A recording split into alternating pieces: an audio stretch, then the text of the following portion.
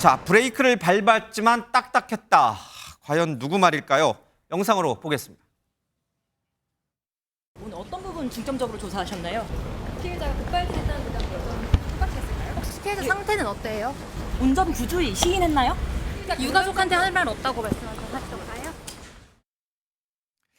자, 안진영 기자님. 어제 경찰이 이 시청역 사고를 일으킨 가해 운전자를 찾아갔어요, 병원으로. 네. 자, 무슨 얘기를 들었는 것인지 뭔가 좀 새롭게 나온 것들이 있습니까? 자, 이거에 대해서 경찰이 공식적으로는 답변을 잘 해주지 않고 있는데 일단 사고 발생 사흘 만에 첫 번째 피의자 조사가 이루어졌습니다. 약 예. 2시간 동안 이루어졌는데 이 가해자가 입원해 있는 병원에서 변호사 입회하에 진행됐습니다. 왜냐하면 이 갈비뼈 골절로 인해서 아직 회복하고 있지 못한 상태이기 때문이고요.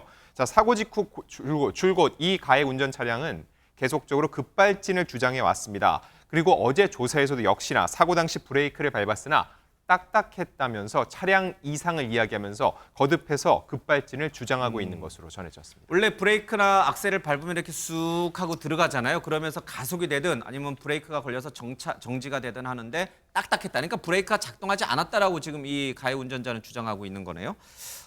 이 급발진 가능성을 이 뭐 동승자인 아내도 그렇고 이 운전자는 일관되게 하고 있는데 여러 정황은 또 그와는 또 달라요, 그렇죠? 그러니까요. 지금 예. 말씀하신 것처럼 이제 운전자는 그렇게 증언을 했잖아요. 문제는 이 운전자 옆에 타고 있던 아내 되시는 분이 그 전에 인터뷰한 내용이 좀 달라요. 그러다 보니까 이제 상당히 좀 헷갈린다고 그럴까요? 이런 예. 부분이 있는데 뭐라고 얘기하냐면 남편에게 병원에서 왜 역주행을 하게 됐냐라고 물어봤대요. 이거 언론 인터뷰의 내용입니다. 그랬더니 그 남편이 한다는 소리가 아니 브레이크를 밟으면 밟을수록 가속이 됐다고 얘기했다는 예. 거예요. 그럼 전혀 다른 얘기잖아요. 딱딱하다는 말과 밟을수록 가속이 됐다는 이건 말은 다른 차원이죠. 얘기죠. 예, 예. 그러다 보니까 이게 어떤 것이 문제가 있는 건가. 그래서 구체적인 묘사에서 차이를 보이는 점이 있기 때문에 이 문제에 대해서 좀 주목할 필요가 있다는 얘기들이 나오고 있습니다. 그리고 또 하나는 어제 이제 첫 조사인 만큼 본격적인 신문보다는 아무래도 여러 가지 정황들에 대한 조사가 이루어지고 있기 때문에 예. 아직까지는 구체적으로 급발진에 대한 내용들은 아직은 파악은 안 하고 있는 것 같아요. 왜 역주행을 하게 됐는지, 그리고 그렇게 오랫동안 운전을 했던 분이 왜 실수를 하게 됐는지, 뭐 아니면 이게 정말로 뭐 차의 문제인지 이런 부분에서는 구체적인 조사는 안 들어가고 있는데 이런 의문점들이 어느 정도 풀리고 나면 구체적으로 역주행과 관련해서 이게 급발진 문제인지 아니면 운전자의 실수인지 하는 부분들을 좀 더 구체적으로 따지지 않을까 이런 생각이 듭니다. 예. 이분에 대한 체포영장이 법원에서 기각이 됐는데 그렇다고 이분이 급발진이라고 주장하는 게 설득력 있게 통했다 이런 뜻은 아닌 거죠? 그건 전혀 논의의 차원 자체가 다른 예. 것이죠. 아시다시피 그 체포영장을 청구를 했다는 것은 실무상 미루어 짐작컨대 경찰이 이 운전자에 대해서 수사받으러 나오라고 두세 차례 출석 요구를 했음에도 불구하고 출석하지 않았다라는 것이 아마 있던 사안인 것 같습니다. 예. 그러니까 법원에 어떻게 보면은 그 지금 있는 대로부터 경찰로 오라는 취지에서 잡아오기 위한 체포영장을 예. 신청을 했는 것 같습니다. 구속영장도 아니고 그렇죠. 체포영장. 예. 그런데 이제 법원에서 기각을 했어요. 그 이유를 곰곰이 생각해 보면은 지금 이 사고를 내는 과정에서 본인도 이제 갈비뼈 한 10개 정도가 이 골절이 되면서 병원에 입원해 있지 않습니까? 그러니까 도주 우려가 없고 그리고 실질적으로 그 차도 그대로 있고 또 바로 지금 운전자도 지금 어떻게 보면 그 입원해 있는 상태다 예. 보니까 증거인멸의 우려도 없기 때문에 지금으로서는 체포영장까지 발부할 이유는 없을 것 같다. 다만 이제 이미 지금 경찰 같은 경우에도 입원해 돼 있고 신변 보호에 돼 있어서 수사에 문제가 없다. 그런데 예를 들어서 벌써 너무나 안타까운 사망자가 9분이나 되고 사상자가 굉장히 많음에도 불구하고 죄를 단순 부인하는 어떤 증거가 발견된다. 그러면 그때는 도주 우려, 증거인멸의 우려가 있다는 취지로 해서 구속영장 칠 가능성 지금으로서는 예. 남아있는 것이 아닌가 생각합니다. 그러니까요. 병원에 입원해 있는데 왜 굳이 경찰은 체포영장을 청구를 해서 기각당하는 그래 왜 또 우리 시청자분이나 국민에게 또 공분을 일으키는 그런 행동을 했는지 모르겠습니다.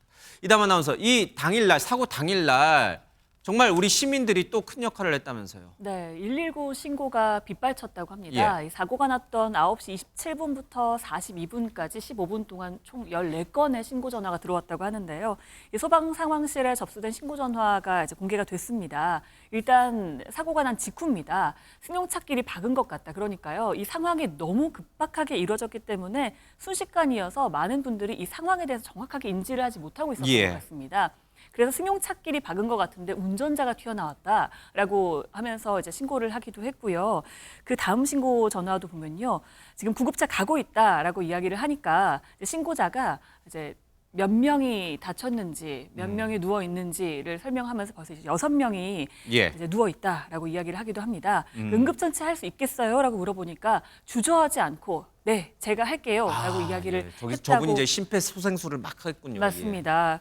그리고 한 1분 후쯤에요. 이제 편의점 아르바이트생으로 추정되는 신고자입니다. 바로 인근에 편의점이 있거든요. 예.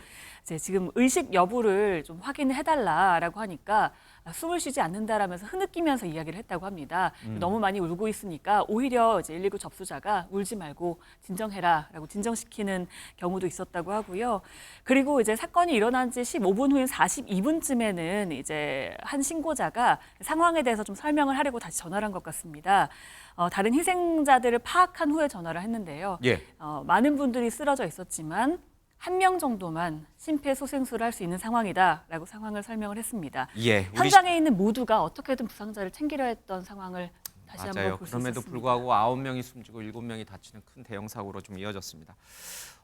하재근 평론가님, 지금 이 사고 현장에는 국가꽃과 함께 애도하는 뭐 편지라든지 그런 어떤 쪽지가 많이 붙어 있는데 이상한 아주 못된 어떤 인간들은 거기다가 조롱성으로 그런 경우도 있었어요. 어제 신문에도 많이 났고요. 그렇죠? 그렇습니다. 지금 많은 사람들이 공분을 하고 있는데 그 사고 현장에 시민들이 이제 애도하는 공간이 있습니다. 거기 사람들이 뭐 꽃도 올리고 이제 애도하는 쪽지도 쓰고 예. 그랬는데 그 안에 희생자를 조롱하는 쪽지가 발견이 된 거예요. 예. 희생자를 왜 조롱하는지 더군다나 그 내용도 매우 반인륜적인 그런 내용이 적혀 있습니다. 예. 방송에서 내용을 옮길 수도 없는 그런 내용이 적혀 있어서 많은 분들이 크게 놀라게 됐거든요. 그래서 어제 경찰이 수사에 착수했는데 이 소식이 보도가 되니까 조롱글을 남긴 20대 남성이 자수를 했습니다. 예. 그래서 그 남성은 지금 사자 명예훼손 혐의로 입건이 된 상태입니다. 신희 변호사님. 아직 이제 이 사람이 왜 저런 글을 남겼는지는 확인되지 않고 있습니다만은 이유 여하를 막론하고 굉장히 부적절한 행동인데 처벌이 어느 정도 될 수 있나요? 부적절한 걸 넘어서 위법하고 예. 처벌될 가능성도 높다라고 보이는데요.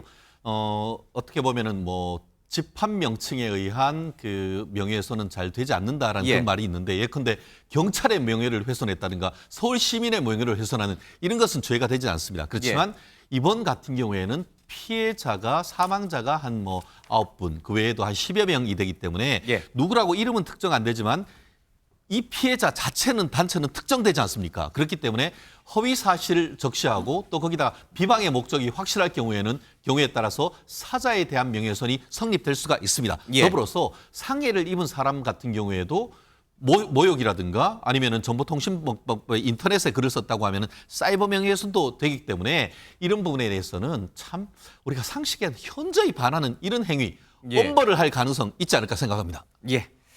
자, 빨리 사고의 직접적 원인이 무엇인지가 밝혀져서 이 사건이 좀 매듭이 지어졌으면 좋겠습니다. 유명을 달리하신 분들의 이 한도 좀 풀어줬으면 좋겠습니다.